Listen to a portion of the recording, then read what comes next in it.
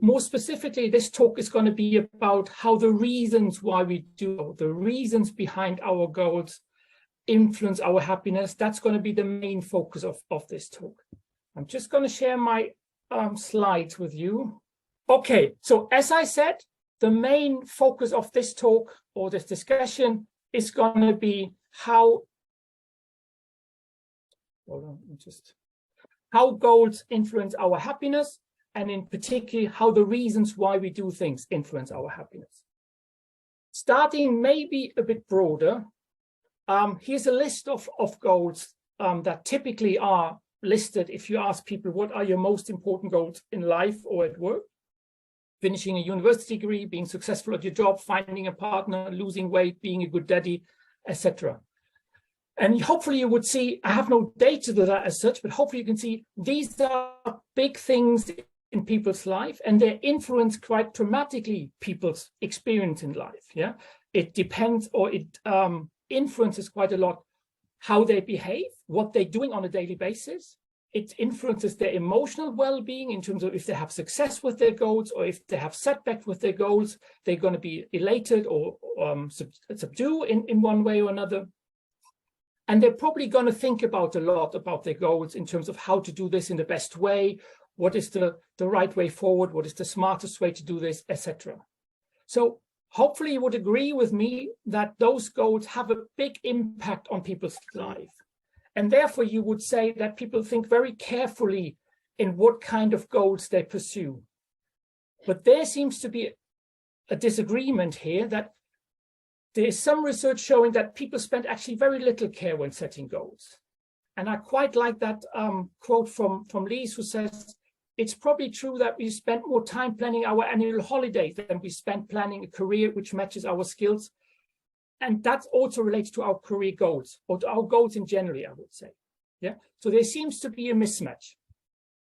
Why is that? Why is that mismatch?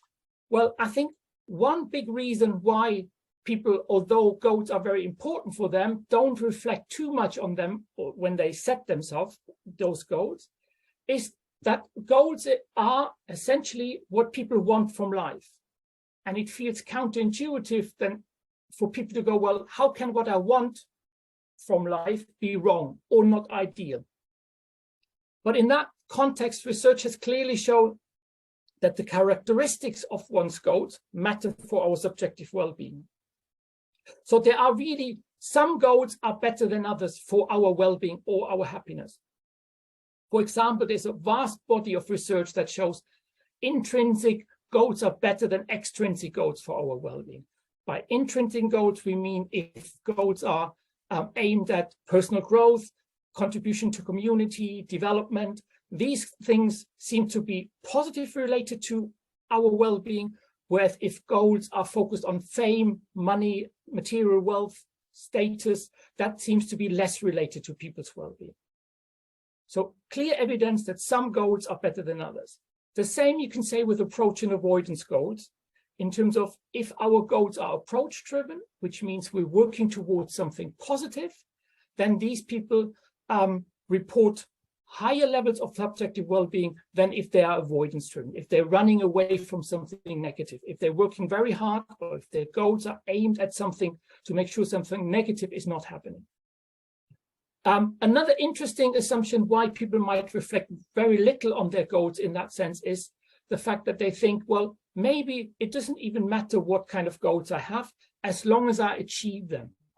But again, there is a vast body of research that shows if goals don't relate to your inner deeper needs, don't relate to what matters to you in a sense, if they don't do that, then people feel flat, emotionally flat. They're not getting enough well-being out of these goals than if they really match their needs, values, and personality in that sense. Yeah. So again, whether I achieve my goals or not is not the ultimate criteria for happiness. It also needs to be, or it also needs to be taken into consideration what kind of goals I have, the characteristics of my goals. And people do not really think much about those. They just seem to roll with the kind of goals they have. Taking that now even one level further up is that the difference in reasons, the difference why we do things, or the different reasons why we do things, also matter for our happiness. And if I just try to explain that people might not reflect too much on the kinds of goals they set themselves, they just seem to roll with it, as I sometimes call it, then I think it's even less so in terms of why people strive for their goals. The reasons behind their goals is even less reflective on, I would argue. So there again seems to be a real opportunity for people to have that leverage, that way of reflecting on your goals that has an impact on our well-being, on our happiness. And so far, the literature is very scarce in terms of what are those qualities of reasons that contribute to our happiness and what are those reasons that sort of diminish our happiness. Most predominantly, there's one theory out there which most researchers use. It is the self-concordance theory by Sheldon, which basically distinguishes between autonomous and controlled reasons for goal pursuit. Autonomous reason means the reason why we do things emanate from self-choices. The locus of causality is within ourselves. In a way, we have freely chosen to engage in that kind of goal. Whereas controlled reasons, as the name suggests, is that we sort of feel forced to do those things by some kind of external force. That also includes our internal morals, which we sort of probably socialized with in that sense. Yeah. However, not taking anything away from the importance of self-concordance theory, it seems very unlikely that the autonomy control dimension is the only dimension that is relevant in terms of the quality of people's reasons why they strive for their goals. And that is where my research comes in, the goal-striving reason framework, which tries to, or which provides an alternative way of looking at the quality of reasons, differences in reasons why people strive for their goals. And it applies two dimensions. The first one is the approach avoidance dimension. Again, you can ask, not just on a goal level, is your goal approach avoidance driven, moving towards a desirable outcome or making sure that an undesirable outcome is not is avoided. You can also ask, well, when you look at your goal, why do you pursue that goal? And is that reason for your goal pursuit, is that approach avoidance driven? But it also, that the goal-striving reasons framework also distinguishes between internal and external reasons. Is the reason why I'm doing things aimed at myself, within personal reasons, or is it aimed at someone else? The external environment, the external situations, people outside myself in that sense. And when you do that, you can come up with a 2x2 matrix, which then you can identify 4 important reasons, each of which is identifying one of those 4 quadrants. And if you take an approach reason that is aimed at myself, I claim one of the most important reasons why we should strive for our goals, why we should pursue our goals, is because whatever we do, whatever our goals are, we heavenly enjoy what we're doing. That is a good thing for us. That will increase our well-being. If a reason is approaching and aimed at changing the external environment, then one of the most important reasons in this context is goals that are pursued because it helps others. It makes the world a better place. It's an altruistic reason. So these two are reasons that help us increase our happiness, and the 2 avoidance reasons are the ones that actually diminish our well-being or our happiness. The first one is if it's avoiding and it's internally driven, then one of the big reasons here is I strive for this goal because if I fail in it, I would lose self-esteem. I would feel bad about myself. I would not like myself as much anymore. Now, that's a negative contributor to our well-being. And finally, if I pursue a goal because I have to, out of necessity, I don't really want to, but I have to earn some money, I have to make a living. That is one of the, again, negative reasons. If we overly pursue our goals because of those reasons, then that seems to contribute negatively to our well-being. My research is based on that goal-striving reasons framework, and there's a goal-striving reasons questionnaire out there with which I measure people's reasons for goal pursuit. And I asked them, or let's give me your most important goal, either generally in life or at work, and can you please rate how much you strive for this goal, because I actually enjoy working on this goal quite a lot. that would be pleasure. It others would be altruistic. If I fail, others would look down on me. That would be self-esteem. Or it's necessary to earn a living. That would be necessity. And I managed now to create a short form of that goals driving reason questionnaire. And there are eight items with which I can measure people's goals driving reasons for each goal. And normally I do that over 3 or 4 goals. So give me your first most important goal, second most, third most important goal. So if I do that with 3 goals, that would be 24 items with which I can measure those goals driving reason questionnaire, those goals driving reasons. And it's also possible, based on that goals driving reasons questionnaire, to generate an overall goals driving reason index, where I basically add up the strengths of people's pleasure and altruistic goals driving reasons and subtract from them the self-esteem and necessity reasons. And that gives me one neat little index with which I can sort of estimate or express the quality of people's reasons. Are they more approaching or more avoidance driven? Are they better for our well-being or less good for our well-being? And there is now quite a bit of research that shows that this goals driving reason index is significantly related to people's positive effect. So how much happiness, elation, activity, enthusiasm, these kind of things have they experienced in the last 2 months or something. The negative effect, how dejected, sad, depressed they've been in the last 2 months, as well as people's life satisfaction in general. Interestingly, and that's from a research point quite interesting or quite important, that the goals driving reasons framework has also been found to be a better predictor than self-concordant theory. Remember, that's one of the most influential theory in terms of goals driving reasons. And my research could show that that goals driving reasons index has better predictive power on people's well-being than the self-concordant theory. And I could also show that the goals driving reason index predicts work engagement and burnout in the work context as well, when using voluntary sector employees. So there seems to be, or is quite a substantial amount of body that shows that goals driving reason framework seems to have, or has good predictive power in terms of predicting people's well-being. And based on those findings, based on that body of literature now, we translated this goals driving reasons framework in a positive psychology intervention.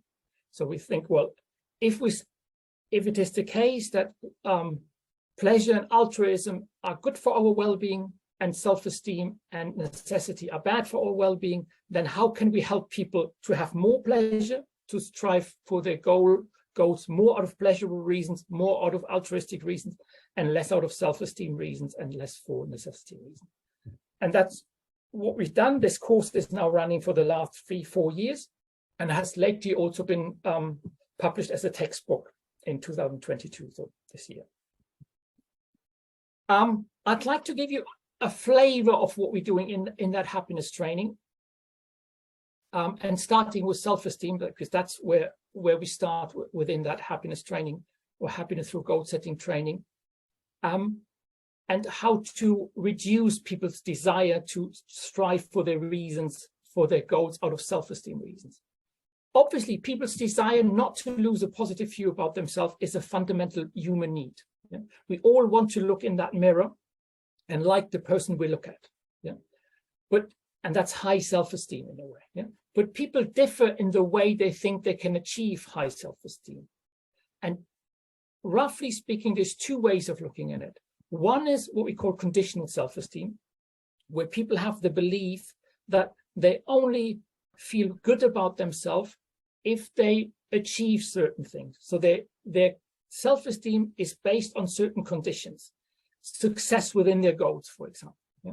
And while such a view will give you a short happiness or well-being boost once you achieve your goals, the big problem with it is that your self-esteem is always on the line with the next challenge that just comes around the corner.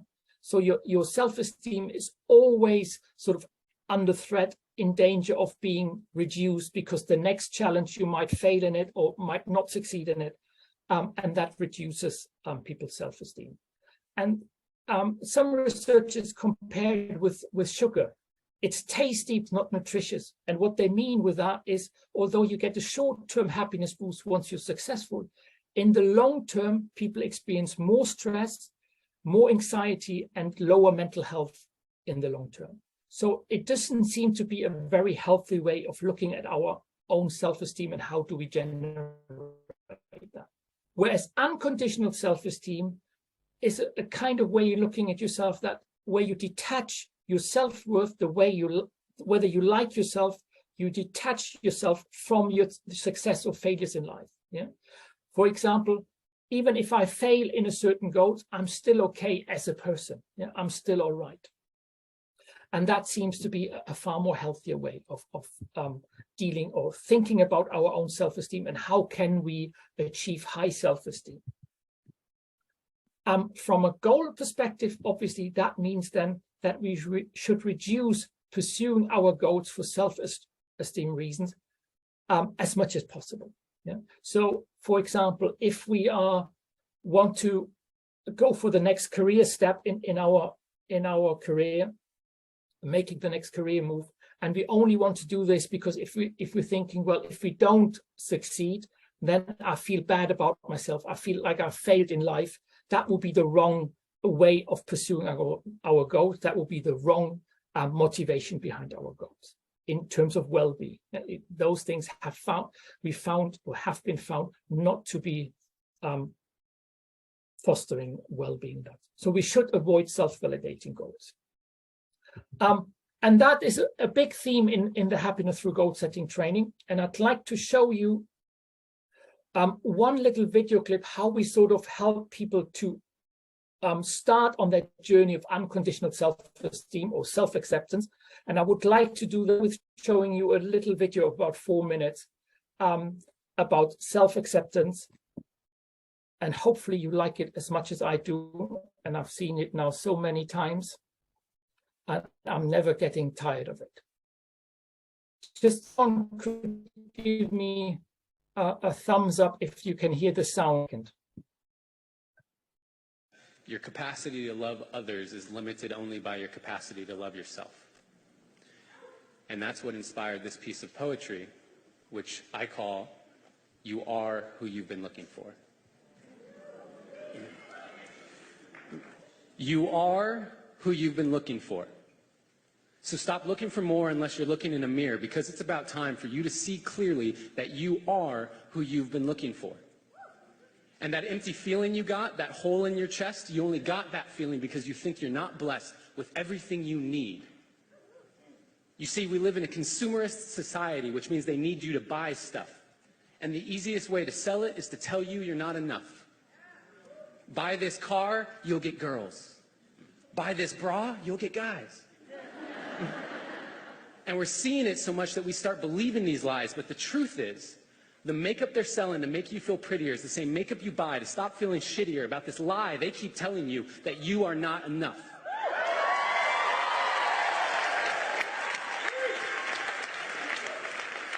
And what about the movies we watch, all the shows on TV? The more I watch, the more I see I need you to complete me.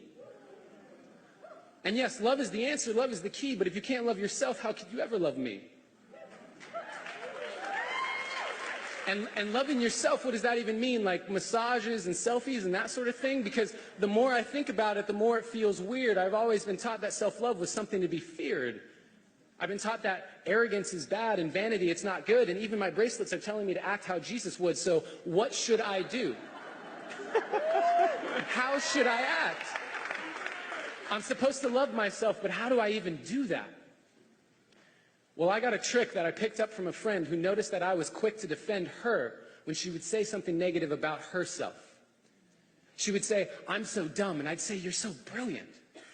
She'd say, "I'm so weak," and I'd say, "You're so resilient." And when she said, "I feel ugly," and I said, "You look beautiful," she asked me why I was so dutifully filling up her cup constantly and yet treating my own cup so irresponsibly.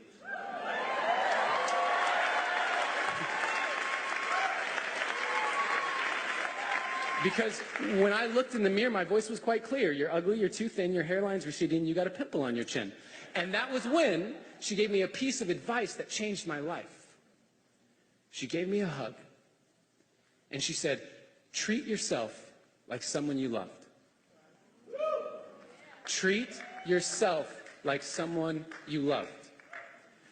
Now, I had been standing, but I needed to be sitting because I couldn't believe that I had been letting myself keep forgetting that I was who I'd been looking for.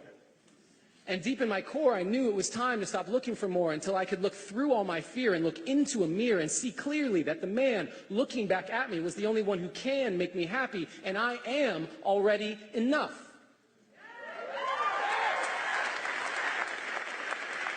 And I am not any more special or unique than you. That is why I'm here to speak to you. You are already enough. And when you start to see that, you will start to be that. Your world will get brighter, your load will get lighter, and you can see that with life, you can be a lover, not a fighter. And that life, you deserve it. Because you are worth it. And there is no point in letting yourself keep forgetting, because no matter what you say or do, you are perfect.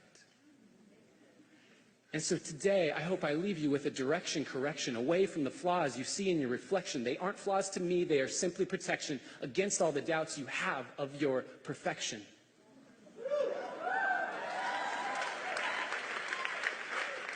So start today. Take a good, long look in the mirror and say, I am who I've been looking for.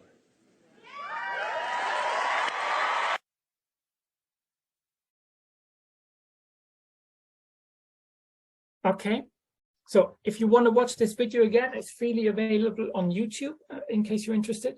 But hopefully it gives you an idea of where we start, that kind of reflecting on our goals or on people's goals and thinking, can we take that kind of desire out of people's goals to self-validate their self-worth? But start on that journey of unconditional self-esteem. The next self-esteem reason, or the next goal-driving reason I would like to sort of give you a flavor of what we're doing in the happiness through goal-setting training is pleasure. Obviously, the amount of pleasure or enjoyment we experience during goal pursuit is a major contributor to our happiness, but that doesn't seem to be rocket science. Yeah, that hopefully we all agree on that. But people differ in the capability to set themselves goals that they truly enjoy. So it really seems an important skill. How do we pursue our goals so we get the highest amount of enjoyment out of it?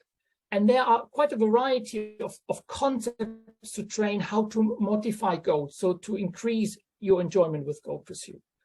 And I'll try to give you a flavor of one of those, and I simplify that quite a bit. But essentially what it says is that we have two motivational systems within as human beings. One is our goals, where we make cognitive choices, what is important for us to pursue. But at the same time, we have a motivational system that's based on our emotions, what we enjoy doing. Yeah? And those two things, and that's the tricky part of it, those two things are not necessarily connected. There's two independent motivational systems. And in the training, we try to marry those up as much as we can. Because once we pursue goals in a way that we enjoy them in the best possible way, that's a good start for our well-being and our happiness. But again, people struggle to do that. And quite often people go along with the notion of these are things I have to do, these are the important things, and we're very bad in reflecting and stopping for a second and thinking about how can I do that in a way that I enjoy it the most. A very simple example could be if you say, well, I need to run twice a week. Yeah, you could already ask yourself, well, would I enjoy running more by myself with some earplugs in there and just listening to music, or would I enjoy running with others? Yeah? Again, we're keeping with the same goal, but we're reflecting on how we do that so we're getting the most enjoyment out of it. Yeah? And that can be quite a powerful way to give people a toolkit thinking about more complex goals, like, for example, how to write an article in a way that you enjoy it more than you normally would do, or how to do your studies, how to pursue the MBA in a way that you get more enjoyment out of it. So that were two things, or two exercises to give you a tiny flavor of what happens in the happiness through goal setting training. I want to sort of finish with one evaluation study we've done so far with a reasonably small number of people. There were two variations of the training in terms of one is a face-to-face version and the other one is an online training. But you can see in both cases, the goals driven reason index, people's amount of pleasure for which they pursue their goals, their altruistic reasons, they're all increasing, and self-esteem and necessity, again, they're all increasing or decreasing in the right way. And that is the main focus of the goals driving of the happiness through goal setting training, and that was important to show that the training we're putting on, that happiness through goal setting training, really does improve people's goals driving reasons. And given that we have those studies now, we say, well, those goals driving reasons are related to people's well-being, is then not surprising that we also could show that, well, the happiness through goal setting training really does improve people's life satisfaction, their positive effect, reduces negative effect, and their engagement. So there are first evaluation studies out there which show the happiness through goal setting really does what it says on the tin, increases people's well-being. So to conclude, I hopefully could show that the why of goal pursuit, the reasons why we pursue our goals, is an important angle when we look at our well-being. The goal setting reasons framework offers a specific angle when working on people's goals, focus on approach avoidance and internal, external reasons, those four reasons. There's a diagnostic tool that comes with it, the goal driving reasons questionnaire, and a positive psychology intervention, the happiness through goal setting training, that has shown in first evaluation study that it has a positive impact on people's well-being. So thank you very much for listening. I tend to finish my my talks on happiness and goals always with this phrase: always remember, some of your happiest moments are still to come. And if you want to be part of this movement, shall I say, then feel free to join me on my LinkedIn group or Facebook group, Happiness Through Goal Setting. And there's also, I'll make that a bit bigger, there's another Happiness Through Goal Setting training coming up, reasonably short now. It's the 17th, 18th of November in Oxford on Haddington Hill Hall, in case you fancy joining and having 1.5 days of fun and reflecting on your goals, on the reasons why you strive for those goals and get more pleasure out of it, take a bit of self-esteem out, and also talk about altruistic or discussing altruistic and necessity reasons, and see how you can modify those goals in order to achieve better well-being. Okay, thank you very much, and looking forward to your questions or any questions you might have.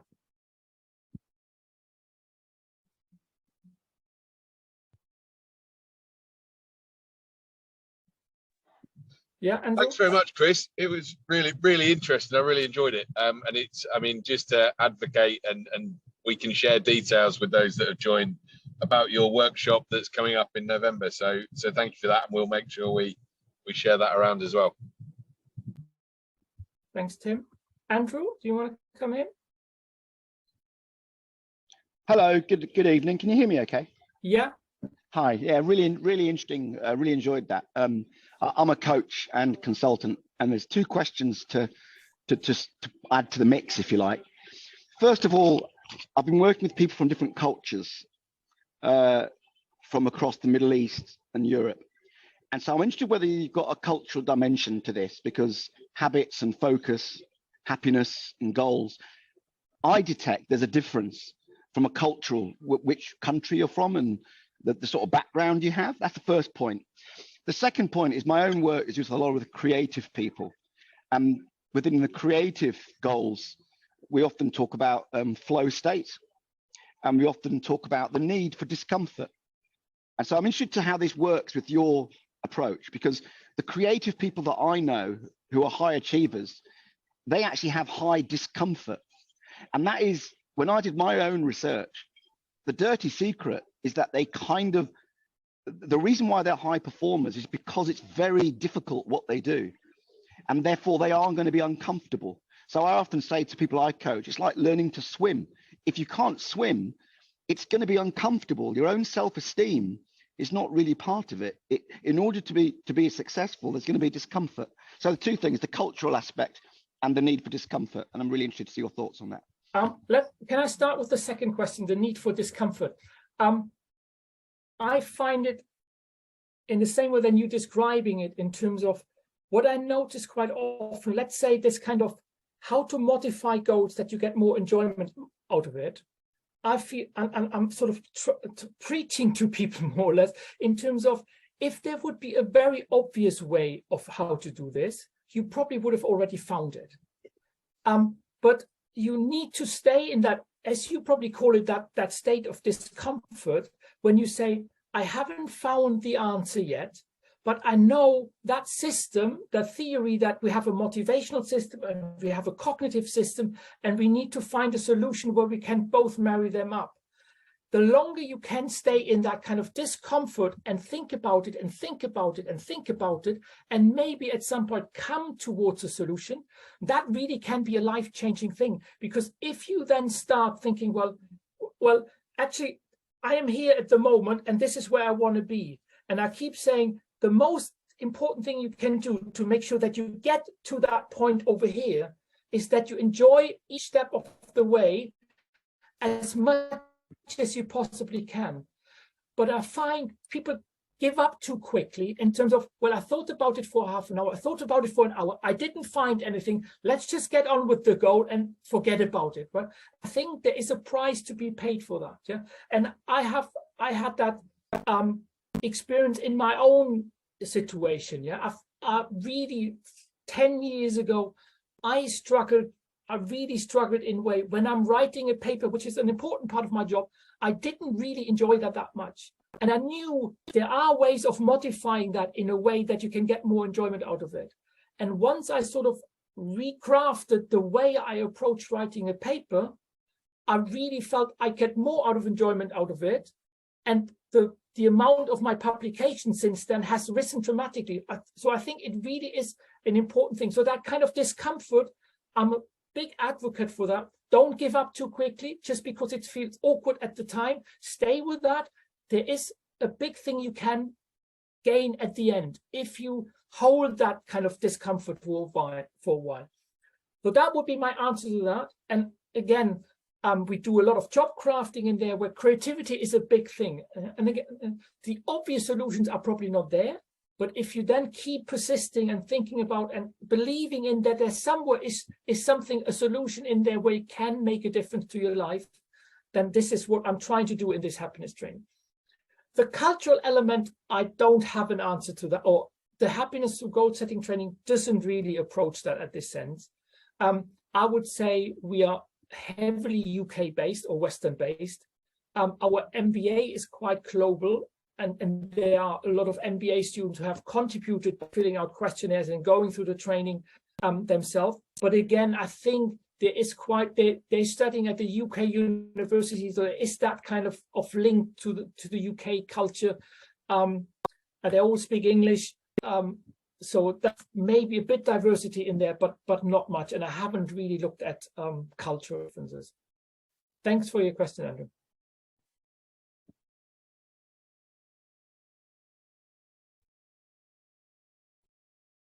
Any other questions?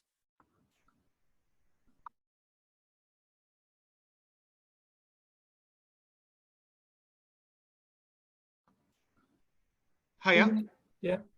Yes, I actually have a question. I mean, thinking about goal setting, I'm already quite happy with what I have right now. But sometimes I'm thinking that I have a dream that I would like to achieve, but I don't know if having that dream is going to stop me from having the happiness that I already have right now.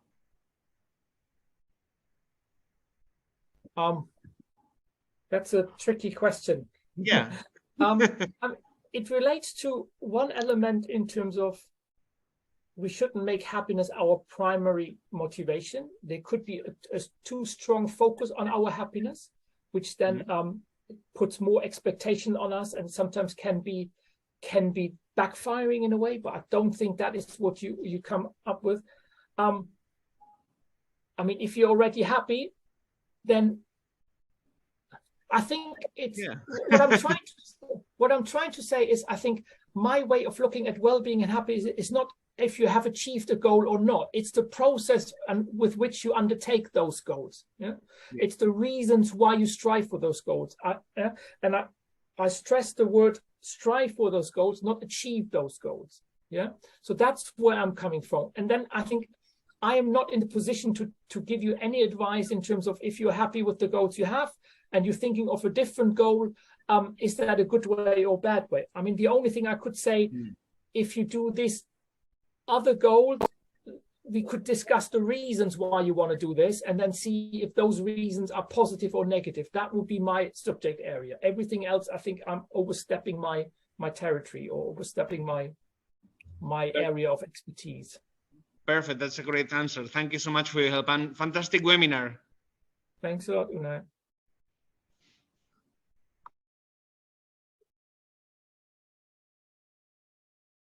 Okay. Any other questions?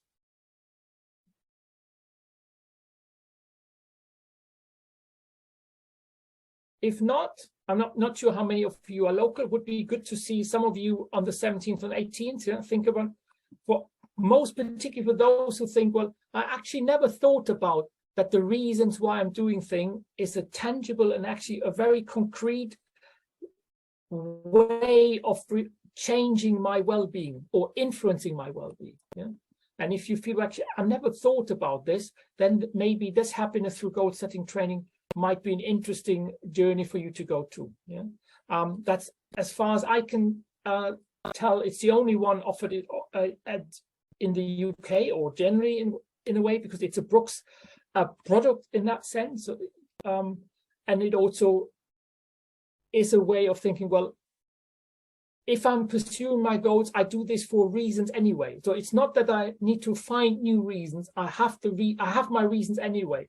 This happiness through goal setting training would just give you an opportunity to think about how can I reflect and modify those reasons and maybe make use of the research that is there to make sure that I'm not losing out on certain parts of my happiness because I'm not aware that I can change reasons for pursuing my goals.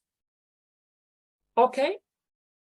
Great, then thanks everyone for coming, for joining me for this 45 minutes. Wish you all the best. Again, remember, some of your happiest moments are still to come, and maybe see you in another webinar or a seminar or whatever. Thanks a lot, guys. Take care.